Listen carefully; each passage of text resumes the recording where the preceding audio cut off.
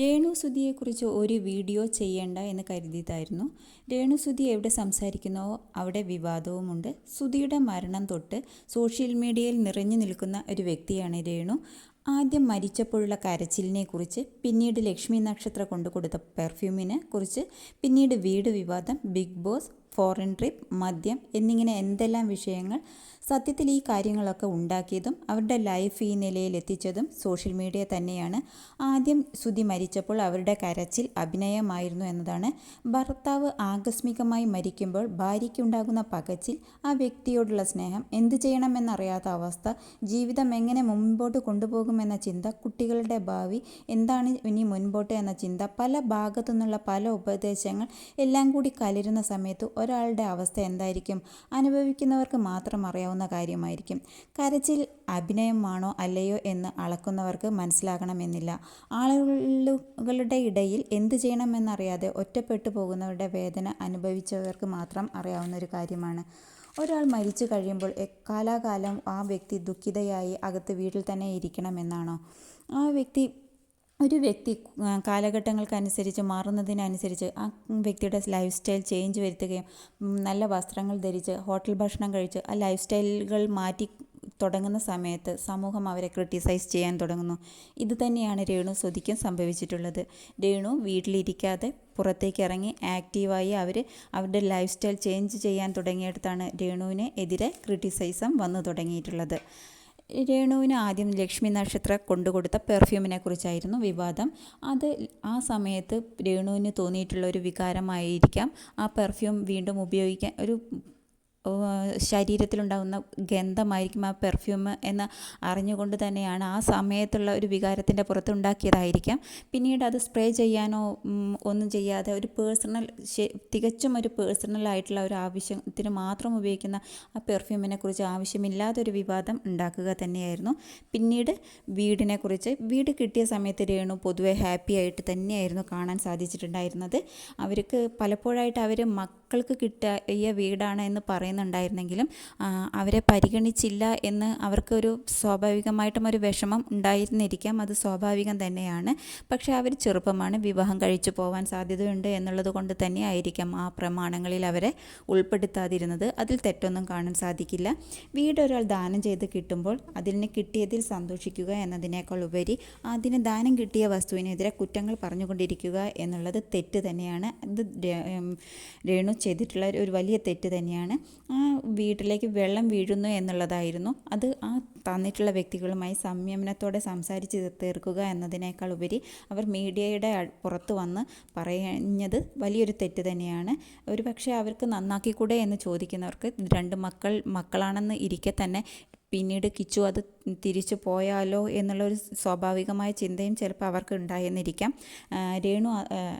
കിച്ചു അതൊന്നും ശ്രദ്ധിക്കുക കൂടി ചെയ്യുന്നില്ല എന്നുള്ളത് വേറെ കാര്യം. വിവാദം ഉണ്ടാക്കിയാലേ സോഷ്യൽ മീഡിയയിൽ പിടിച്ചു നിൽക്കാൻ പറ്റൂ എന്നുള്ളൊരു തോന്നൽ ഇപ്പോൾ എല്ലാ സെലിബ്രിറ്റികൾക്കും, വ്യൂസ് കൂട്ടാൻ യൂട്യൂബേഴ്സ് ചാനലുകൾക്കും കഠിന പ്രയത്നം ചെയ്തുകൊണ്ടിരിക്കുന്ന കാലഘട്ടമാണ്. മറ്റുള്ളവരുടെ എന്ത് കാര്യങ്ങളിട്ടും അത് സോഷ്യൽ മീഡിയയിൽ ഇട്ട് യൂസ് ചെയ്യുന്ന ഒരു കാലഘട്ടം തന്നെയാണ് ഇവിടെ കിച്ചു അഭിപ്രായം ആദ്യം തന്നെ പറയേണ്ടതായിരുന്നു. ഇപ്പോൾ കിച്ചു ഒരു അഭിപ്രായം ഫിറോസിന്, അതായത് കൺസൾട്ടൻസി കമ്പനിക്ക് അനുകൂലമായി സംസാരിക്കുക തന്നെ ചെയ്തു. നല്ല കാര്യം. രേണു അത് മനസ്സിലാക്കി തിരുത്തുവാൻ തയ്യാറാവുകയും ചെയ്യുന്നുണ്ടായിരുന്നു. വീട് നൽകിയവരുടെയും അവരുടെ ബിസിനസ്സെയും ബാധിക്കാത്ത വിധത്തിൽ സംസാരിക്കേണ്ടത് രേണുവിന് ചെയ്യേണ്ട ഒരു ആവശ്യം തന്നെയായിരുന്നു. പിന്നീട് പല യൂട്യൂബേഴ്സ് ചാനലുകളും രേണുവിൻ്റെ പേഴ്സണൽ കാര്യങ്ങൾ എടുത്തിടുന്നത് കാണാമായിരുന്നു. അവർ മദ്യപിക്കുന്നു, അവരുടെ പഴയ കാര്യങ്ങളെക്കുറിച്ചൊക്കെ സംസാരിക്കുന്നത് കാണാമായിരുന്നു. മദ്യം കഴിക്കുന്ന ഇന്ന് നോർമലൈസ് ചെയ്യുന്നതായിട്ടാണ് കാണുന്നത്. എന്തുകൊണ്ട് രേണു മാത്രം കഴിക്കുന്നതിനെക്കുറിച്ച് ചർച്ച ചെയ്യുന്നു? സീരിയൽ ആക്ട്രസ്സായ ഒരു അമൃത, അവരുടെ യൂട്യൂബ് ചാനലിൽ അവർ പറയുന്നുണ്ടായിരുന്നു, അവർ ഒരു ഇനോഗ്രേഷന് പോകുന്ന സമയത്ത് എനർജിക്ക് വേണ്ടി മേക്കപ്പ് ആർട്ടിസ്റ്റ് കുറച്ച് കഴിച്ചു, അതിൻ്റെ പകുതി അവർ കഴിച്ചു. എന്തുകൊണ്ട് ഇതൊന്നും സോഷ്യൽ മീഡിയയിൽ ചർച്ച ചെയ്യപ്പെടുന്നില്ല? എന്തുകൊണ്ട് രേണു സുധി ചെയ്യുന്ന കാര്യങ്ങളെല്ലാം ശരിയാണെന്നോ അല്ലെങ്കിൽ രേണു സുധി എല്ലാ കാര്യങ്ങളും ശരിയാണെന്നുള്ള അഭിപ്രായമില്ല. പല കാര്യങ്ങളും രേണുസുധിയുടേത് കുറച്ച് ചില കാര്യങ്ങളൊക്കെ ഓവറായിട്ട് തന്നെ തോന്നാറുണ്ട്. പക്ഷേ അതൊക്കെ അവരുടെ പേഴ്സണൽ ലൈഫും പേഴ്സണൽ കാര്യങ്ങളുമായതുകൊണ്ട് ചർച്ച ചെയ്യേണ്ട ആവശ്യം തന്നെ നിൽക്കുന്നില്ല. ബിഗ് ബോസിൽ പോയതിന് ശേഷവും ഈ കൂടുതൽ പ്രോഗ്രാമുകളും ഇൻ്റർനാഷണൽ ട്രിപ്പുകളും പ്രോഗ്രാമുകളും ലഭിച്ചിട്ടുള്ള വ്യക്തികൾ വളരെ കുറവായിരിക്കും. രേണുസുതി അതേസമയം ചീത്തയോ നല്ലതോ എന്തുമാകട്ടെ അവർ ആ കാര്യങ്ങളൊന്നും ഗവനിക്കാത്തിടത്തോളം കാലം അവരുടെ ലൈഫ് മുൻപോട്ട് കൊണ്ടുപോവുകയും അവരുടെ ലൈഫ് സ്റ്റൈൽ മാറ്റം വരുത്തി അവർ വിജയിക്കുക തന്നെയാണ് ചെയ്തിട്ടുള്ളത്. രേണുസുതിയെ അവർ വലിയ തെറ്റുകളൊന്നും ചെയ്യാത്തിടത്തോളം അവർ ലൈഫ് നല്ല രീതിയിൽ തന്നെ മുൻപോട്ട് കൊണ്ടുപോകുക തന്നെയാണ്. ഒരാളെ ഹെൽപ്പ് ചെയ്യുകയാണെങ്കിൽ ആ ഹെൽപ്പ് ചെയ്ത വ്യക്തികൾക്ക് പിന്നീട് ഹെൽപ്പ് ലഭിച്ച വ്യക്തികൾ ഒരു അടിമയെപ്പോലെ നിൽക്കണമെന്നുള്ള ഒരു ചിന്താഗതി സമൂഹത്തിലുണ്ടെന്ന് തോന്നുന്നു. അത് ശരിയായിട്ടുള്ള ഇതല്ല. അതേസമയം തിരിച്ചും അങ്ങനെ തന്നെ ഒരാൾ ഹെൽപ്പ് ചെയ്താൽ അയാളെ ഉപദ്രവിക്കാതെ അവർക്ക് ബുദ്ധിമുട്ടുണ്ടാക്കാതെ അവരോടൊരു സ്നേഹത്തോടെ ഒരു കൺസിഡറേഷൻ കൊടുക്കുക എന്നുള്ളതും അത് ലഭിച്ച വ്യക്തികളുടെ ഉത്തരവാദിത്തം തന്നെയാണ്. ഒരാൾ മരിച്ചാൽ വീട്ടിലിരിക്കുന്ന വ്യക്തികൾക്ക് എപ്പോഴും അവരെക്കുറിച്ചുള്ള പഴയ ഓർമ്മകളൊക്കെ ആയിട്ട് ഇരിക്കുമായിരിക്കാം. എന്നാൽ പുറത്തെ ആക്റ്റീവായി വർക്ക് ചെയ്യുന്നവർക്ക് അവരെക്കുറിച്ച് പതുക്കെ പൂർണ്ണമായും മാറും എന്നല്ല, എങ്കിലും അവർ വർക്ക് ചെയ്യുന്ന സമയത്തെങ്കിലും അവർക്ക് പഴയ കാര്യങ്ങൾ മറക്കാൻ സാധിക്കും.